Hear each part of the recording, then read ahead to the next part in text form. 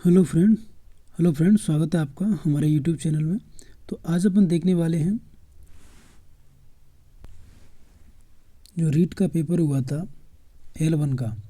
जो L1 का paper हुआ था 2015 में, उसका जो मैथ सेक्शन है उस मैथ सेक्शन को आज अपन देखेंगे और सॉल्व करेंगे। देखिए कि किस प्रकार के क्वेश्चन आते हैं।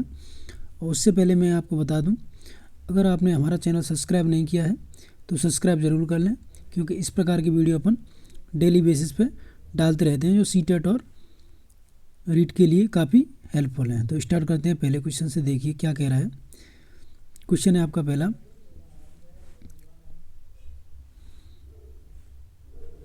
दी गई आकृति जिसमें BAC कोण है वो 30 डिग्री यानी BAC ये वाला, ठीक है।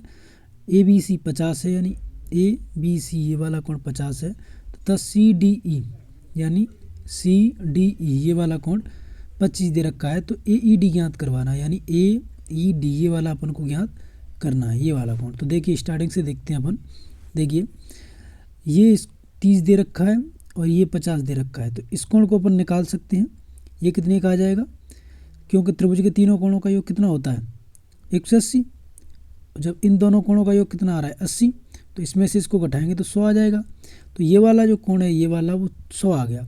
तो इसको अपन ज्ञात कर सकते हैं इस वाले को, क्योंकि ये एक ही रेखा पे बने सरल रेखिक कोण युग्म है, इसलिए इन सभी का योग कितना हो जाएगा, इन सभी का योग होगा अपना 180, ये जो पूरे हैं उनका, ठीक है।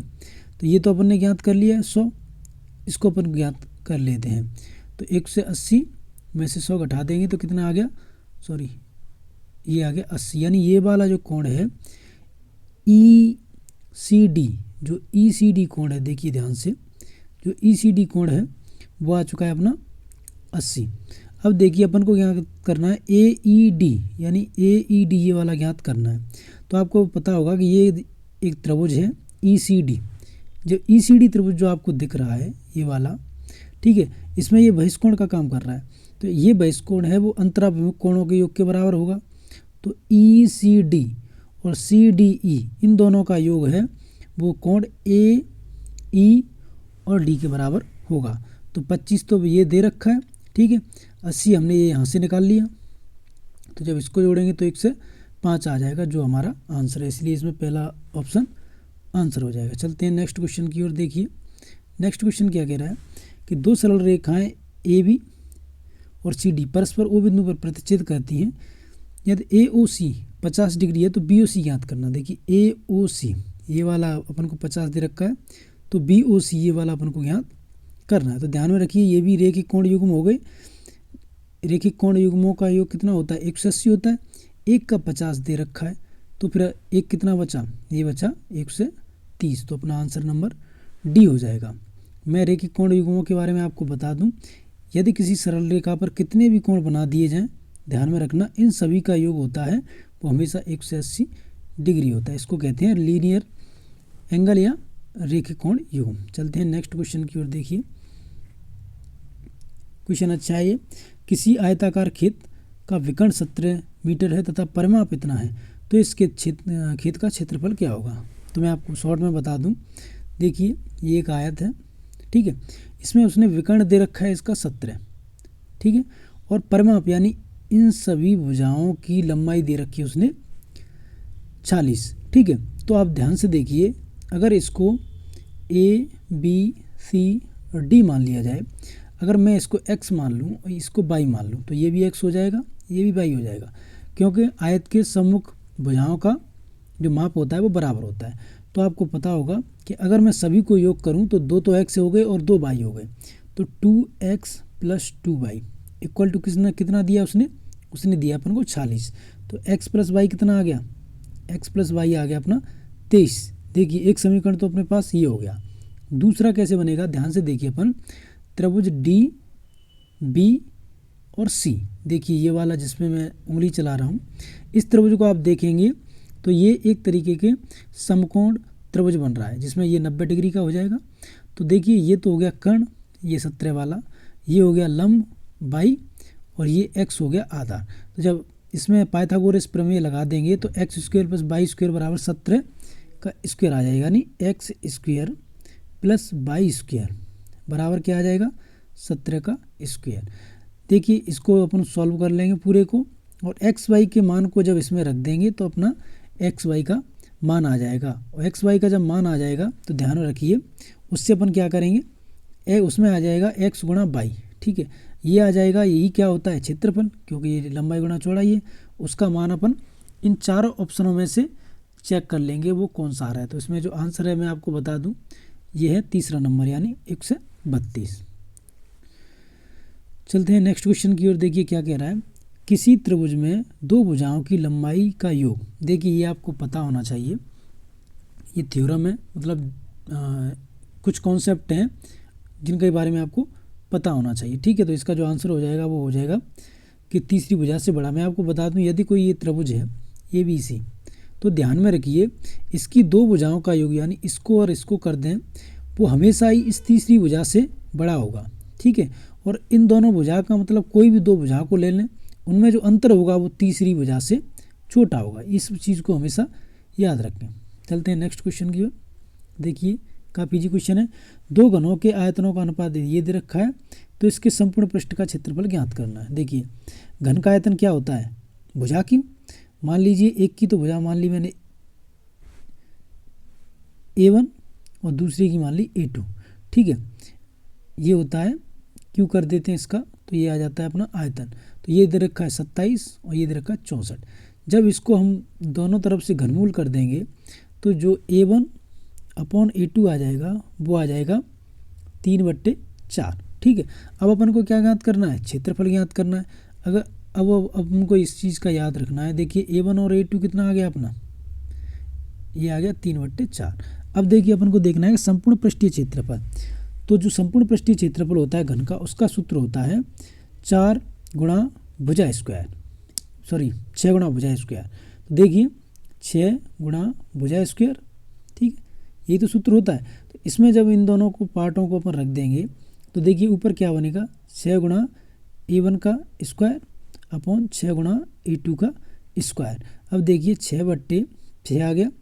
अब A1 का मान कितना है 3, लेकिन स्क्वायर करना है तो कितना आ जाएगा 9/A1 A2 का मान कितना है 4, स्क्वायर करेंगे तो कितना आ जाएगा 16। 6 से तो 6 कट जाएगा, ठीक है, और ये आपस में कटेगा नहीं, इसलिए जो आंसर आ जाएगा वो आ जाएगा 9:16, ठीक है। तो इसमें 9:16 कौन सा आंसर है, यानी ऑप्शन नंबर C। चलते हैं नेक्स्ट क्वेश्चन की ओर। काफ़ी इजी क्वेश्चन है ये, तो गणित विज्ञान है। देखिए गणित कैसा विज्ञान है, तो इसमें देखिए ऑप्शन जो माने गए थे वो A और C दोनों ही माने गए, यानी स्थान और गणनाओं का। चलते हैं नेक्स्ट क्वेश्चन की ओर। 97 नंबर क्या कह रहा है, देखिए गणित सभ्यता और संस्कृति का दर्पण है। देखिए ये किसने कहा था, तो ये कहा था हॉगवैन ने। चलते हैं अगले क्वेश्चन में। देखिए ये काफ़ी अच्छा क्वेश्चन है, हिंदी में देखते हैं इसको। निम्न में से कौन सा सही है। देखिए इसमें से अपन को चेक करना है कि कौन सा सही है। हालांकि अगर आपको पता हो, मैं आपको बता दूं, A+B का अगर आप होल स्क्वायर खोलेंगे तो वो आता है A² + B² + 2AB, ठीक है, ये आता है। लेकिन यहाँ पे जो देखना है हमको, ये देखना है कि इसका आंसर क्या हो जाएगा। तो देखिए इससे बड़ा छोटा होने से कोई फ़र्क नहीं पड़ रहा है, तो वो आपसे ये जानना चाह रहा है कि इसमें से सही कौन सा है। तो देखिए इसमें जो आंसर माने गए थे, रीड की जो आंसर की आई थी फाइनल आंसर की, उसमें से ये सभी आंसर माने गए थे, ये भी और ये भी, तीनों के तीनों आंसर करेक्ट माने गए थे। चलते हैं नेक्स्ट क्वेश्चन की ओर। 99 क्या कह रहा है, प्राथमिक स्तर पर गणित का क्या महत्व है। देखिए प्राथमिक स्तर पर जो गणित का महत्व वो है मानसिक रूप से बच्चे को तैयार करना। चलते हैं अगला क्वेश्चन क्या कह रहा है। देखिए 100 नंबर, मनुष्य के जीवन में गतिविधि में गणित का सर्वाधिक उपयोग होता है, किस रूप में सबसे ज़्यादा उपयोग होता है, तो वो होता है, इसमें मनोवैज्ञानिक रूप भी माना गया था, सामाजिक रूप और आर्थिक रूप। आर्थिक रूप में भी और सामाजिक रूप में सबसे ज़्यादा यूज होता है मैथ का। चलते हैं 101 नंबर की ओर। मूल्यांकन का निकट संबंध किससे है। तो देखिए अगर मूल्यांकन की बात करें तो मूल्यांकन का सबसे निकट संबंध है चार ऑप्शनों में उद्देश्य से, तो ऑप्शन नंबर C अपना आंसर हो जाएगा। चलते हैं नेक्स्ट क्वेश्चन में। उपलब्धि परीक्षण एवं निदानात्मक परीक्षण में क्या अंतर है। तो इसमें एक ही अंतर है, उद्देश्यों का। उपचारात्मक में ध्यान में रखना, जो कमी आती है उसका उपचार किया जाता है, और निदान में किसी बच्चे की कमी को ढूंढा जाता है। चलते हैं अगले क्वेश्चन की ओर। 1 से 3 क्या कह रहा है कि वस्तुनिष्ठ परीक्षण की सर्वाधिक महत्वपूर्ण विशेषता क्या है? तो इसकी है वस्तुनिष्ठता भी होती है, विश्वसनीयता भी होती है और वैधता, यानी ऑप्शन नंबर डी। चलते हैं अगले क्वेश्चन की ओर। देखिए क्या कह रहा है 1 से 4। कौन सा कार्य अध्यापक से संबंधित नहीं है? देखिए अध्यापक से संबंध नहीं कार्य की पूछ रहा है वो, तो इसमें बजट बनाना संबंधित नहीं है, जबकि योजना बनाना, मार्गदर्शन करना और शिक्षण ये सभी संबंधित हैं, लेकिन ऑप्शन नंबर डी यानी बजट बनाना संबंधित नहीं है। चलते हैं 1 से 5 की ओर। सर्वाधिक प्रभावशाली शिक्षण सामग्री है। देखिए सर्वाधिक प्रभावशाली शिक्षण सामग्री, इसमें प्रत्यक्ष अनुभव हो जाएगा, क्योंकि जब आप किसी बच्चे को प्रत्यक्ष अनुभव करके सिखाते हो ना, जब सबसे अच्छा सीखता है बच्चा।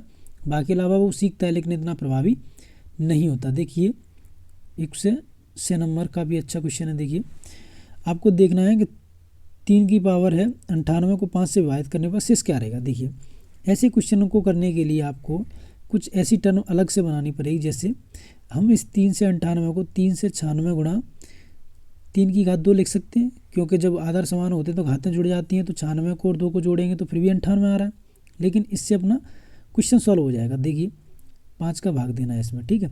अब देखिए 3 से 96 गुणा इसका स्क्वायर करेंगे तो कितना आ जाएगा 9, इसमें 5 का भाग देंगे। अब देखिए इससे अपन को कोई मतलब नहीं है, लेकिन अगर 5 का अपन 9 में भाग दें तो कितनी बार जाएगा, एक बार, और शेष कितने बचेगा, 4 बचेगा, तो शेषफल अपना क्या हो गया 4, तो यानी ऑप्शन नंबर अपना 4 इसमें सही आंसर हो जाएगा।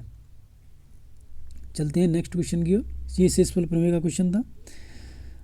अब देखिए ये सिंप्लीफिकेशन का क्वेश्चन है, ये भी अच्छा क्वेश्चन है। देखिए 4 माइनस ब्रैकेट लगा के 2 माइनस 9 की पावर 0 प्लस 3 का स्क्वायर, ये देखिए ये भाग का चिन्ह है, +1 + 3 बराबर है। अब देखिए मैं आपको बता दूं, छोटी सी बात यही है जानने की कि जब किसी की घात के ऊपर 0 लग जाता है तो उसका मान 1 हो जाता है, ठीक है, ध्यान में रखना इस चीज़ को। तो देखिए इसका आंसर क्या होगा, 4 माइनस इस पूरे का मान तो 1 हो गया, तो 1 + 3 का स्क्वायर भागित 1 + 3, ठीक है। अब देखिए दोबारा से करते हैं, 4 माइनस 1 करेंगे तो कितना बचेगा 3, तो यहाँ पर डायरेक्ट 3 कर दो, ठीक है। ये कितना हो गया 9, 9 में 1 का भाग देंगे तो 9 का 9 ही आ जाएगा, और +3 करेंगे तो देखिए 9 3 12 और 3 15, यानी ऑप्शन नंबर सी अपना आंसर हो जाएगा, ठीक है। चलते हैं अगले क्वेश्चन की ओर। देखिए क्या कह रहा है क्वेश्चन 108 नंबर। 10,000 10 इकाई और 10 दहाई बराबर है। देखिए सबसे पहले आप 10 लिख लीजिए, अब वो 1000 कह रहा है तो इससे 1000 का मल्टीप्लाई कर लीजिए, ठीक है। फिर प्लस लगाना है जैसा उसने कहा है, फिर 10 इकाई यानी 10 लिख लिया, फिर इकाई मतलब 1 का गुणा करना, ठीक है, फिर प्लस लगाना है, फिर वो कह रहा है 10 दहाई बराबर है, फिर 10 कर दिया, और दहाई के लिए अपन को कितना गुणा करना पड़ेगा 10 का। जब आप इस सब को जोड़ोगे ना तो आपका जो आंसर आ जाएगा वो आ जाएगा, यानी ये जो पहला ऑप्शन है ये अपना आंसर आ जाएगा। लेकिन करना वैसे ही है जैसे मैंने आपको बताया है, क्योंकि स्क्रीन पे हो नहीं सकता पूरा, इसलिए मैंने आपको तरीका बता दिया है किस तरीके से करना है। अब चलते हैं 109, काफ़ी इजी क्वेश्चन है। देखिए 10 दिनों में मिनटों की संख्या बराबर है निम्न घंटों में सेकंडों की संख्या की। तो देखिए ये आपके 10 दिन हो गए, 10 दिन में कितने 10 दिनों में, तो देखिए 10 दिन लिख दिए अपने। अब देखिए एक दिन में कितने घंटे होते हैं, तो 24 लिख लिया। अब देखिए ये तो घंटे आ गए, अब घंटों को अपन को मिनट में भी बनाना है, क्योंकि उसने कहा है मिनटों की संख्या बराबर, ये कर लिया। अब वो कह रहा है ये बराबर किसकी है, तो बराबर का चिन्ह लगा लिया। निम्न घंटों, अब निम्न में से हमें तो पता नहीं कौन सा आंसर है, तो हमने x मान लिया उसको। निम्न घंटों में सेकंडों को, देखिए इन घंटों को पहले अपन सेकंडों मिनट में चेंज करेंगे तो 60 का गुणा किया, फिर किस में चेंज करेंगे सेकंडों में, फिर 60 का गुणा किया, ठीक है। अब देखिए ये हमारे लिए एक इक्वेशन सी बन गई, इसको सॉल्व करेंगे तो देखिए 60 से 60 कट गया, इस 0 से ये 0 कट गया, 6 से इसको काटेंगे तो 4 बार कट गया, तो x बराबर जो अपना आंसर आ गया वो आ गया 4। चलते हैं अगले क्वेश्चन की ओर। 110 नंबर। निम्न में से कौन सी भिन्न सबसे छोटी है, तो देखिए मैं आपको बता दूं, अगर आपको हर और अंश का अंतर समान दिख जाए, देखिए इस सभी में 1 का अंतर है, ठीक है। अगर ये देखना है आपको कि अंतर समान है क्या, अगर अंतर समान आ रहा है भिन्नों का, तो ध्यान में रखिए कि जिसका जो क्या बोलते हैं हर सबसे छोटा होगा वही सबसे छोटी भिन्न होगी, ठीक है। तो इसमें ऑप्शन नंबर बी अपना आंसर हो जाएगा। अगर दोनों का अंतर समान आ रहा है, जब मैं बात कर रहा हूँ, जब यही फॉर्मूला लगाना है। और आप सिंपल तरीके से निकाल सकते हैं। तो देखिए सब में 0 0 बढ़ा लीजिए और 0 बढ़ा के सब में भाग दे के देख लीजिए, तो सबसे छोटी भिन्न बी ऑप्शन आएगा। चलते हैं अगले क्वेश्चन की ओर। 1 से 11 क्या कह रहा है, देखिए इनमें से कौन सा सही है। देखिए सही छांटना है अपन को। -16 इज ग्रेटर देन -15 नहीं। देखो मैं आपको इस क्वेश्चन को सॉल्व करना बता दूं। ये संख्या लाइन खींच ली अपने, ये 0 मान लिया। अगर इधर से दाईं ओर चलेंगे तो सभी प्लस में आएंगे, जैसे ये +1 हो गया, ये +2 हो गया, ये +3 हो गया, ऐसे अनंत तक अपन चलते जाएंगे। जब इधर आएंगे तो -1 होगा, -2 होगा और -3 होगा, ऐसे इधर की अपन चलते जाएंगे, ठीक है। तो याद रखिए कि जो दाईं साइड चलेंगे 0 के, हर एक संख्या पहली वाली संख्या से बड़ी होगी। जैसे 0 से बड़ी 1 है, 1 से बड़ी 2 है, 2 से बड़ी 3 है, इस प्रकार चलते जाएंगे। लेकिन बाईं ओर यही चीज़ उल्टी होती है। देखिए यहाँ पे जो -1 है ना, वो 0 से छोटा है, ठीक है।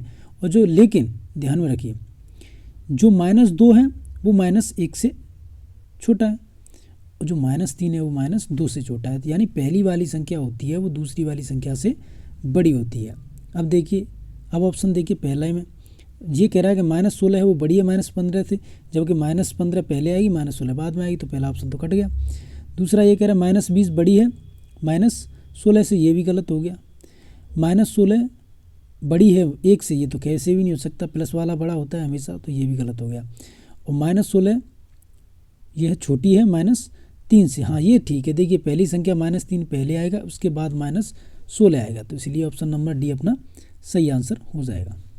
चलते हैं अगले क्वेश्चन की ओर। देखिए वह छोटी से छोटी संख्या क्या होगी जो पूर्ण वर्ग हो तथा 10, 12, 15 और 18 से भी विभाज्य हो। देखिए ऐसे क्वेश्चन को करने के लिए आपको सिर्फ इन सभी संख्याओं का एलसीएम लेना है, बाकी अलावा कुछ नहीं करना। तो इसका आंसर हो जाएगा डी। आप किस तरीके से कर सकते हैं इसको, इस प्रकार के 10, 12, 15 और 18 ऐसे रख के इसका, जब इसको सॉल्व करते जाएंगे इन सभी को गुणा कर देंगे तो 900 आ जाएगा।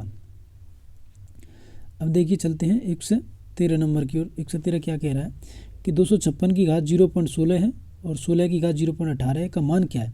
तो देखिए 256 को आप किस प्रकार से लिख सकते हैं। देखिए 256 को आप लिख सकते हैं 16 का स्क्वायर, और इसके ऊपर पहले से ही 0.16 लगा है, ठीक है, गुणा 16 की घात 0.18। अब देखिए इस 2 का इससे गुणा कर देंगे, ऊपर वाली से जो 0.16 लिखा है ना, ये वाला, इससे अपन गुणा कर देंगे तो ये कितना हो जाएगा, ये जाएगा 16 की घात 0.32 गुणा 16 की घात 0.18, ठीक है। क्योंकि आधार समान है इसलिए घातें जुड़ जाती हैं। तो 32 को 0.32 को और 0.18 को जोड़ेंगे तो ये हो जाएगा 0.50, ठीक है।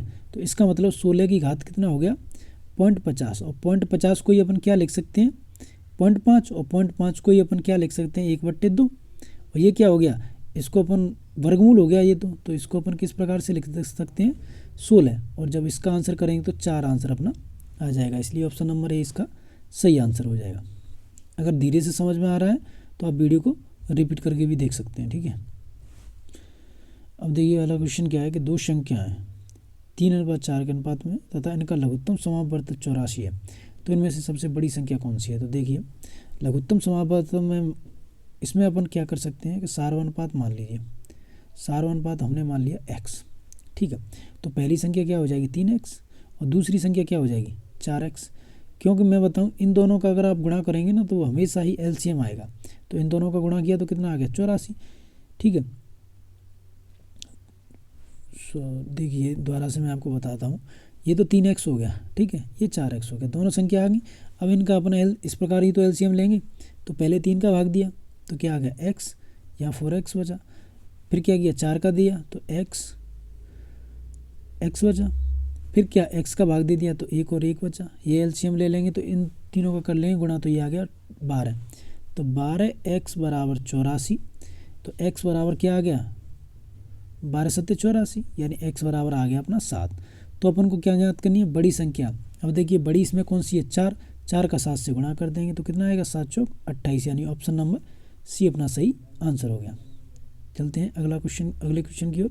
115 पे क्या कह रहा है देखिए, का लघुत्तम समापवर्त ज्ञात कीजिए। देखिए मैं आपको बता दूं, x अपन y अगर कोई भिन्न है, उसका अगर अपन को लघुत्तम समापवर्त निकालना है तो जो ऊपर वाली सभी संख्याएं हैं ना, उनका तो आपको LCM ही निकालना पड़ेगा, ठीक है, लघुत्तम समापवर्त। और जो नीचे वाली संख्या उसका HCF, यानी जो पूछा है ना वो चीज़ तो ऊपर वाली अंशों की निकालनी होती है, और जो नीचे वाले अंशों हर होते हैं उनकी विपरीत चीज़ें निकालनी होती हैं। जैसे इसमें लघुत्तम समापवर्त पूछा है तो अंश 1 2 5 और 4 का तो अपन को निकालना पड़ेगा LCM, और 3 9 6 27 का निकालना पड़ेगा HCF, ठीक है। इस प्रकार से जब अपन इसे करेंगे तो अपना आंसर आ जाएगा। तो इसका जो आंसर होगा ये हो जाएगा ऑप्शन नंबर सी, यानी 20/3। चलते हैं अगले क्वेश्चन की ओर। देखिए 116 क्या कह रहा है, 3 संख्याओं का औसत 7 है तथा पहली और 2 संख्याओं का औसत 4 है, तो तीसरी संख्या क्या है। देखिए 3 संख्या का औसत कितना है 7, तो संख्याओं का योग क्या हो गया, अपन को पता है औसत क्या होता है, राशियों का योग बटे राशियों की संख्या, ठीक है। ये क्या होता है, ये होता है औसत, ठीक है। अब हमको योग निकालना है तो क्या करेंगे, राशियों की संख्या कितनी है 3 और औसत कितना दिया है 7, तो योग हमको पता नहीं है तो हमने x मान लिया, संख्या दी है 3 बराबर 7 लिख लिया। इसके नीचे 1 मान के बस गुणा कर दो तो x बराबर क्या आ गया 28, ठीक है। तो 3 की संख्या तो हो गई 28, ठीक है, और 2 संख्याओं का औसत 4 है, तो अब 2 का 4 से गुणा कर देंगे तो कितना आ गया 8, ठीक है। अब वो कह रहा है तीसरी संख्या, देखिए 4 का योग इतना है, 2 का योग इतना है, जब इसमें से इसको घटा देंगे तो जो बीच वाली तीसरी संख्या होगी उसका आ जाएगा ना योग, तो इसमें से इसको घटाएंगे तो 2 संख्याओं का औसत यदि 4 है, 7 ये 21 होगा, 3 का अगर 7 से गुणा करेंगे ना तो 21 आएगा, ठीक है। यहाँ से 8 आ गया, 21 आएगा, मैं उसको हर बार लिख देता हूँ। जब इसको 8 से घटाएंगे तो आंसर उसका 13 आ जाएगा, यानी ऑप्शन नंबर 20 का आंसर हो जाएगा। औसत आपको पता होना चाहिए, औसत तो होता है राशियों का योग बट्टे राशियों की संख्या। आप देखिए मोहन ने कोई कार इतने में खरीदी और इतने में बेच दी तो कितने प्रतिशत लाभ हुआ, लाभ क्या होता है, लाभ होता है विक्रय मूल्य माइनस क्रय मूल्य, ठीक है। अब विक्रय मूल्य कितना है 3,48,000 और उसमें से क्रय मूल्य कितना है 2,50,000। जब इसमें से इसको घटा देंगे देखिए कितना आएगा 15,000, इसको घटा देंगे तो देखिए 3 0 तो ये सीधी की सीधी बच गई, ठीक है, और 8 बचा, इसमें से 4 में से 5 जाएगा तो ये 9 बचा, ठीक है। तो ये तो लाभ आ गया। क्रय मूल्य कितना है अपना 2.5 लाख, प्रतिशत निकालने के लिए 100 का गुणा कर देते हैं, क्योंकि सूत्र क्या होता है, सूत्र होता है लाभ प्रतिशत का लाभ बटे क्रय मूल्य गुणा 100।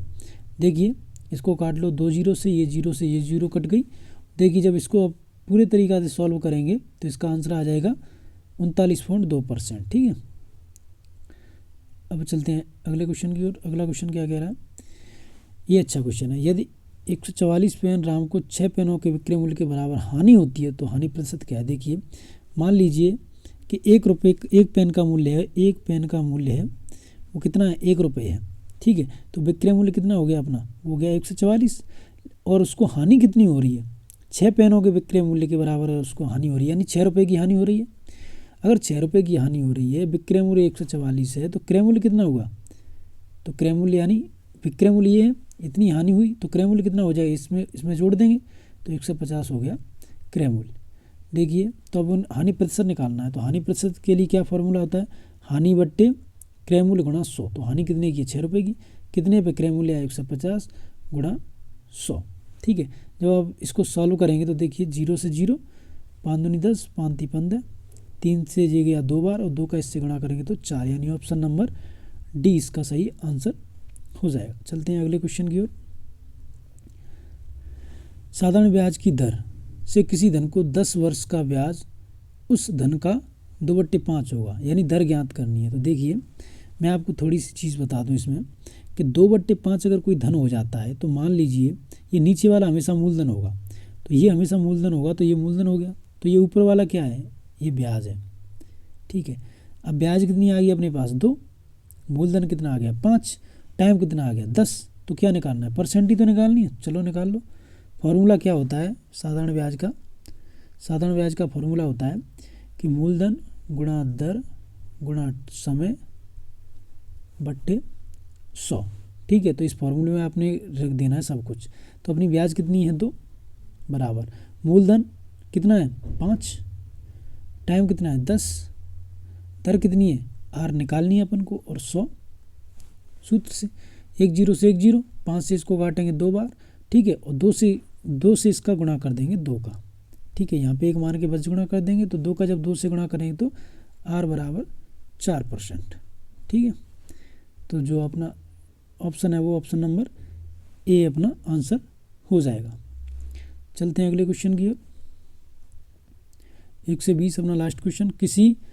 कितने वर्षों में 12% वार्षिक दर से 3,000 रुपये का साधारण ब्याज इतना हो जाएगा। देखिए ये तो ब्याज दे रखा है, ये अपना क्या दे रखा है मूलधन दे रखा है, ये दर दे रखी है, तो टाइम ही तो पूछा है, वही ऊपर वाला फॉर्मूला लगा देंगे कि ब्याज बराबर मूलधन गुणा दर गुणा समय बट्टे 100। तो देखिए अपनी ब्याज कितनी दे रखी है 1080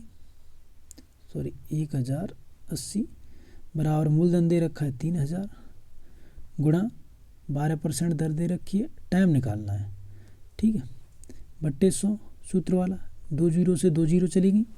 ठीक है, इस 0 से ये भी 0 चली गई, ये कितना है 3, ये 12 है, 3 से काट लो पहले इसको, 3 3 9, कितना बचा 1, 18, 3 6 18, फिर 12 से काट दो इसको, 12 से जब इसको काटेंगे तो 3 बार, तो 3% आ गया, 3 वर्ष आ गया। तो टाइम कितना लगा अपन को 3 वर्ष, यानी ऑप्शन नंबर पहला। इस प्रकार अपने जो 2015 का मैथ का पेपर था L2 का वो L1 का वो सॉल्व कर लिया है। तो वीडियो अच्छा लगा हो तो लाइक कर दें चैनल को, और चैनल को सब्सक्राइब ज़रूर कर लें। आप बताएं कि आपको वीडियो कैसा लगा। ठीक है, तो मिलते हैं अगले वीडियो में, तब तक के लिए जय हिंद जय भारत।